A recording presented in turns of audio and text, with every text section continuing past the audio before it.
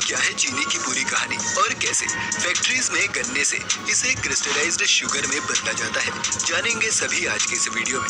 तो अंत तक बने रहिएगा हमारे साथ। चीनी वो चीज है जो इंसानों के खाने के लिए नहीं बनी थी, क्योंकि इसे प्रकृति खुद नहीं बनाती और इंसानी शरीर को इसकी जरूरत भी नहीं है।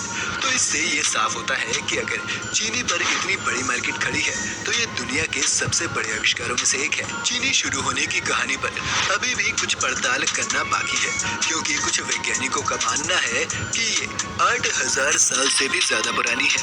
पर बाकी के स्टडीज से ये पता चला है कि सबसे पहले गन्ने से चीनी निकालने की प्रक्रिया भारत में शुरू हुई थी और इससे पहले गन्ने की खेती बाकी देशों में नहीं देखी जाती थी और जिन भी देशों में गन्ने की खेती थी वो भी ज्यादातर पशुओं के खाने के लिए ही उगाई जाती थी। 2500 साल पहले पर्शिया या आज के ईरान के एक राजा ने पहली बार अब के पाकिस्तान में गन्ने की फसल देखी थी, जिसे उन्होंने शहद देने वाली घास कहा। फिर 2300 साल पहले जब सिकंदर महान भारत पर हमला करने आया तो उसने भी गन्ने की फसल का जिक्र अपने लिखे गए लेखों में किया। माना ये जाता है कि भारत से ये नई प्रक्रिया पहले चीन और ईरान तक पहुंची, ईरान से होती हुई ये अरब देशों तक भी गई और 7वीं शताब्दी के करीब जब अरबों ने यूरोप पर हमला किया तो उन्होंने चीनी को वहां फैलाया। इसके 700 साल बाद तक भी चीनी का यूरोप में मिलना इतना आम नहीं था। उस वक्त के कुछ दस्तावेजों से पता चलता है कि 14वीं शताब्दी तक 1 किलो चीनी की कीमत यूरोप में 7000 रुपए से ज्यादा थी। सिर्फ अमीर लोग ही इसे खरीद पाते थे। जब वास्को डी गामा भारत आया तब तक डच लोगों को चीनी बनानी नहीं आती थी। भारत से इस प्रक्रिया को ले जाकर उन्होंने अपने यहाँ फैलाया और डच एम्पायर के कंट्रोल वाले ब्राजील में फिर इसकी खेती होने लगी, क्योंकि वहाँ अफ्रीका से लाए गए गुलामों से दिन भर काम करवाया जा सकता था।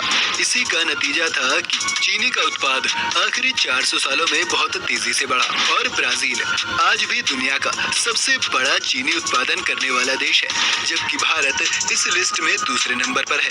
अब आते हैं इसके बनाने की प्रक्रिया पर। किसी भी चीनी मिल में चीनी बनाने की शुरुआत होती है किसानों द्वारा लाए गए गन्ने से, जिसे एक ऑटोमेटिक क्रेन सबसे पहले अनलोड करती है और इसके बाद एक कन्वेयर बेल्ट पर लादते हुए इस गन्ने को 2 बार पानी से अलग अलग धोया जाता है, ताकि सभी तरह की धूल मिट्टी और घास को इससे अलग किया जा सके।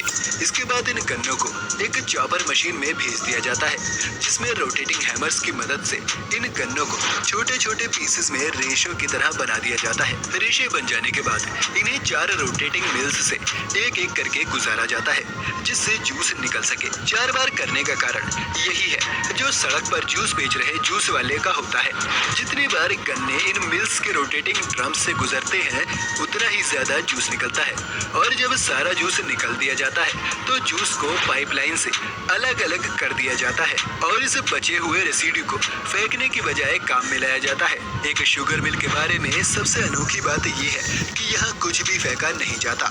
जूस निकालने के बाद जो हिस्सा बच गया उसे अब फ्यूल की तरह बड़े बॉयलर्स को जलाने में लगाया जाएगा और जब उन बॉयलर्स में भाप निकलेगी तो उसे टरबाइन चलाकर बिजली बनाने के काम में लाया जाएगा।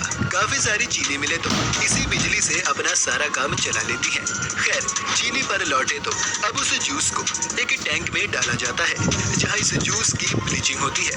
इस प्रक्रिया को सल्फेशन भी कहते हैं। इसके बाद इस जूस का पीएच लेवल चेक किया जाता है, जो एक सोल्यूशन का एसिडिक कैरेक्टर जानने के लिए इस्तेमाल में लाया जाता है। इसके बाद पहले एक लाइम या चूने के साथ पानी मिलाया जाता है और फिर उस कंटेनर में ही जूस को डालकर अच्छे से मिक्स कर दिया जाता है। ऐसा करना इसलिए जरूरी है ताकि इस जूस के एसिडिक कैरेक्टर को खत्म किया जा सके। ये मिक्सचर 6 घंटे तक मिक्स होता रहता है और अंत में जूस का कलर ब्राउन से येलो कर देता है। इसके बाद इस जूस को क्लैरिफिकेशन टैंक्स में ले जाकर 2 घंटे के लिए छोड़ दिया जाता है, जहाँ धीरे धीरे ये जूस ऊपर आने लगता है और बाकी का वेस्ट मड नीचे रह जाता है। इस वेस्ट मड को भी अलग निकाल लिया जाता है ताकि इसे फिर से खाद की तरह खेतों में इस्तेमाल किया जा सके।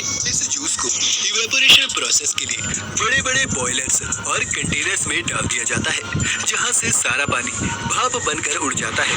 और जैसा कि हमने बताया, फिर उसी भाप से ये बिजली बनाई जाती है। इवेपोरेशन से पहले इस मिक्सचर में सिर्फ 15% चीनी होती है, जो इसके बाद बढ़कर 60 से 80% तक पहुंच जाती है। इस जूस को एक बार फिर से फिल्टर करने के लिए एक बड़े कंटेनर में डाल दिया जाता है, जहां हल्के होने के कारण वेस्ट पार्टिकल जूस के ऊपर तैरने लगते हैं और एक रोबोटिक आर्म ऊपर से इस वेस्ट को अलग कर देती है।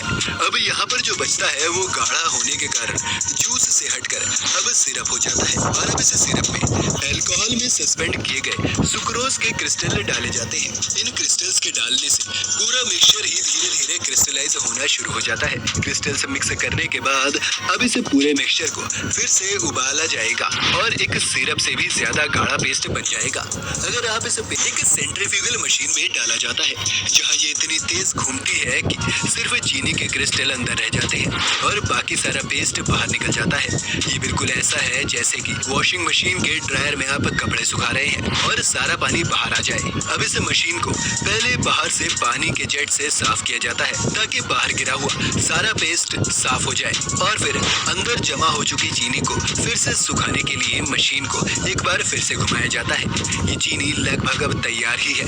इस चीनी को आगे बड़े बड़े रोटेटिंग ड्रायर्स में भेज दिया जाता है, जहां ये तब तक रहती है जब तक इनकी ह्यूमिडिटी 0.02% ना रह जाए। अब इस अच्छी तरह सूख चुकी क्रिस्टलाइज्ड शुगर को आप देखेंगे तो बस आपको एक कमी लगेगी कि इसके कुछ क्रिस्टल्स बहुत बड़े हैं। इन क्रिस्टल्स को अलग करने के लिए 3 तरह के फिल्टर या छलनी से होकर गुजारा जाता है, जिनके नीचे इन्हें कलेक्ट करने के लिए कंटेनर्स लगे होते हैं, जो अलग अलग स्टेज में अलग अलग आकार की चीनी को कलेक्ट करते हैं।